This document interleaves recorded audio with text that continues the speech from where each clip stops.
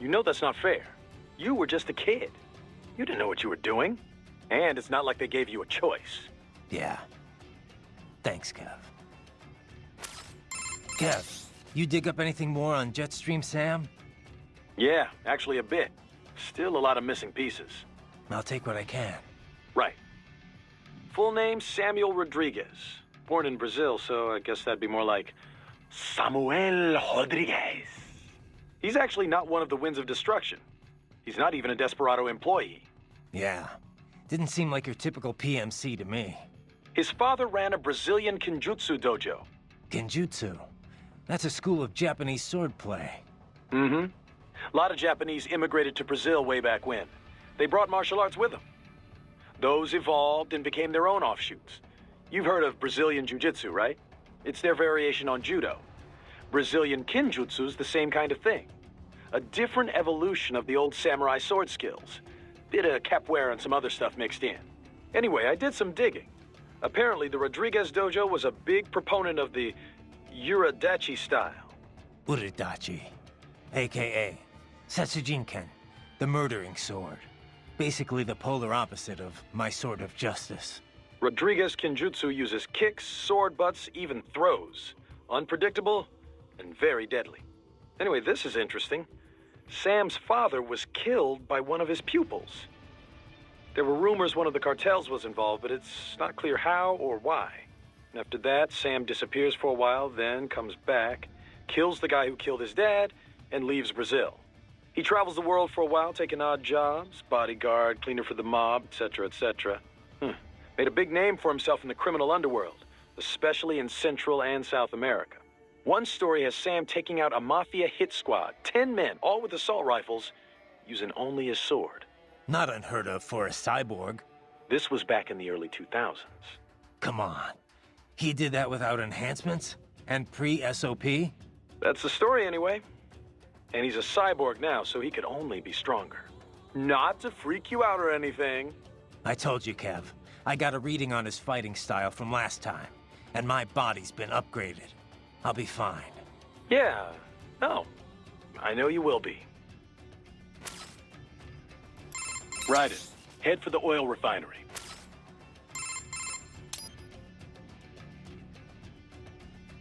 Hey, Courtney.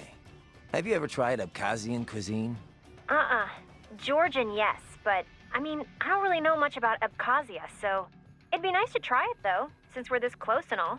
Huh. Even you haven't tried it? Now I'm really curious. What do you mean, even me? Well, before we head to any new country, you always hit up local spots that serve their cuisine, right? You know, your little research trips. Oh, come on. Not always. I just think it's interesting to compare local interpretations of ethnic food to the real thing. Plus, it's a great way to get familiar with a big part of any nation's culture. That's all. Okay. But no time for research this time around, huh? Well, like I said, I've had Georgian food before. And most of the Eastern Bloc sees Abkhazia as just another part of Georgia. But yeah, really tasty. They had this incredible cheese bread. Ugh, and the wine. Georgian wine is famous after all, though I hear you won't find it in Russia. They say most Abkhazian cuisine is closer to Turkish food than what you'll find in the rest of Georgia. Apparently only their wine resembles what they serve in Georgia.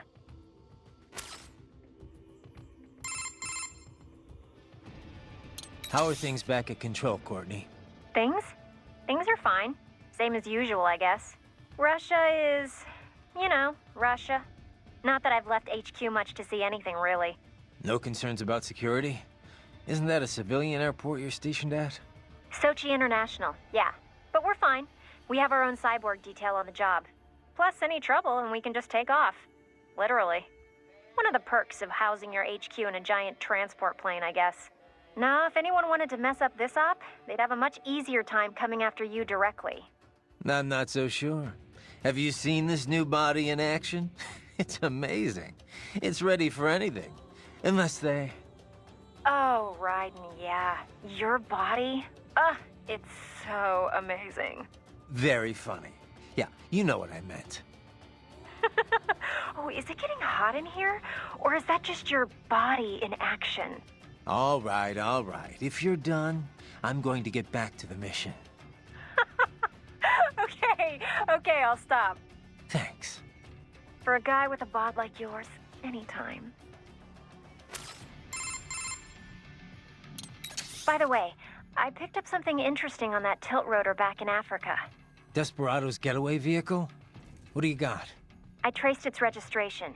It comes up as a, get this, mail transport. A Somali civilian helicopter. Not even the right type of aircraft. So the registration is fake. Well, par for the course for Desperado, I guess. I wonder why they bothered with the tilt rotor in the first place. Why not? They can take off and land without an airstrip, virtually anywhere. Hover, too. Meanwhile, they have the speed and range of a fixed-wing plane, or close to it. And they're quiet.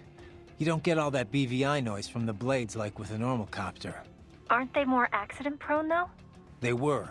Used to call them Widowmakers. The rotor tech is really complex. There've been a lot of mishaps over the years, but each one's helped perfect the design.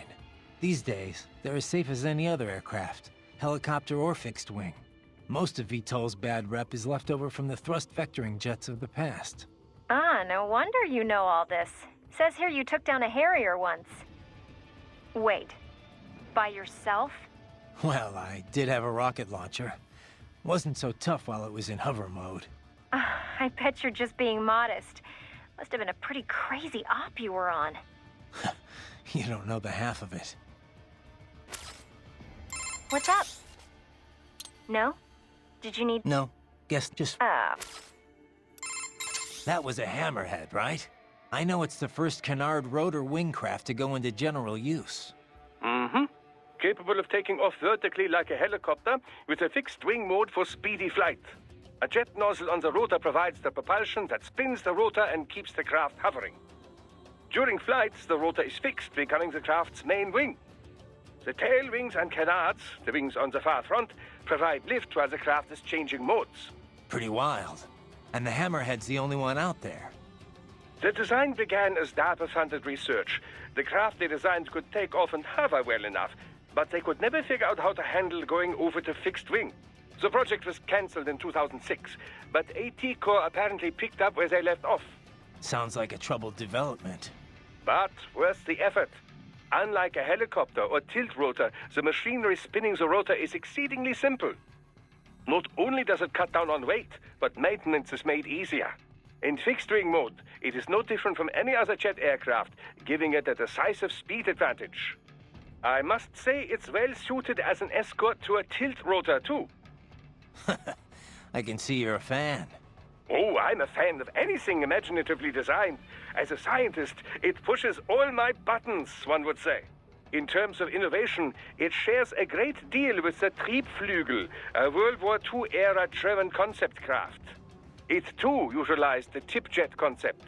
Doesn't look like it has any business being in the air, though. I'd be kind of nervous riding in one. Oh, but that's just what would make the ride such fun, no? I'm a firm believer in the case for more pie-in-the-sky experimentation like this. We live in an age of UGs, after all. We don't even need test pilots. No one's gonna get on if it crashes, Doc. Hey, Doc. Kev mentioned a lot of the high-ranking military were brain-jacked. Can you give me any more on that? Well, it is not my area of expertise, but I have working knowledge of such matters, yes. Much of it is similar to cybernetics, you know. Makes sense. A cyborg's frame is reading signals directly from the brain. Indeed. Brainjacking employs nanomachines to stop these signals from reaching a normal body. The pilot can then substitute their own signals and control the victim. They can govern all motor movement, but not the victim's thoughts. It is not mind control. More like a puppet. The subject will not move on their own. The pilot must send control signals. You can't just implant an idea like a hypnotist. Precisely. You must manipulate them directly. Now, there are several methods for doing this. The pilot can act out the desired behavior and send the resulting electric impulses in real time. For example, the master raises his right hand, the victim does the same. The master says, Arschgeige, and the victim does as well. Yeah, I get the idea, Doc. Another method is to set an AI in control as a victim. less convincing, but less labor-intensive. The AI can access the subject's memory center, at least, to recognize acquaintances and the like. But anyone looks really closely, and the gig is up. Mm-hmm. Mimicking behavior from surface memories is difficult, you know. Quite difficult. AIs are still very poor at replicating more subtle cues, such as the manner of speaking. As a result, often the victim can barely pass as a human, much less any certain individual. With the current tech, a passing acquaintance might be fooled, but not a close friend. Not for long. Good. The idea of AIs controlling people is bad enough. At least I'll be able to tell if it happens to someone I know. So Doc, if brainjacking can access someone's memory, can't we basically see everything in their past? Well, that would depend on precisely what you mean by see their past. The brain does not store every single detail the senses take in, you know. It records highlights, further simplified into a highly symbolic form, all to lighten the amount of data. We know how the brain reacts to what it was previously aware of. We can even gauge the emotion provoked. But reproducing memories? No. I've seen little progress in research to this area. But say we directly linked my brainstem with the nanomachines of a brainjacking victim. Couldn't I read their memories? There have been attempts at such things, but it is not so simple, you know. The connections between successive memories make up one's identity. If you disturb that... For example, say we remove all memories you have of being yourself and replace them with my own. Yeah. You would feel you was a great Dr. Wilhelm Vogt. You would behave very similar to how I do. However, what if instead you kept your own memories and we added mine to them? You would feel you are both Raiden and Wilhelm Vogt. Suddenly your memories would not lead one to the next. You would be confused, disoriented, without a sense of which man you were, and thus how you should behave. So, you see, the very concept is not practical for most military applications. In trying to read an enemy's mind, you would, in a sense, become that enemy. You wouldn't know which side you were fighting for. Precisely. Cyborg memories are completely different, of course. A cyborg's visuals are often monitored by outside parties, much as we do with yours. This visual data can, of course, be recorded for later analysis. All with full video and all in the holographic memory in their left hands. So you can just sit back and enjoy the movie? Well, it's not always recorded, mind you. And even then, there's the issue of locating the desired data buried inside all that video. You might need to comb 10 days of recordings from 10 cyborgs to find a single person or document. That is 100 days of work. Even replay double speed, 50 days. Can't you automate the search? Of course. You can flag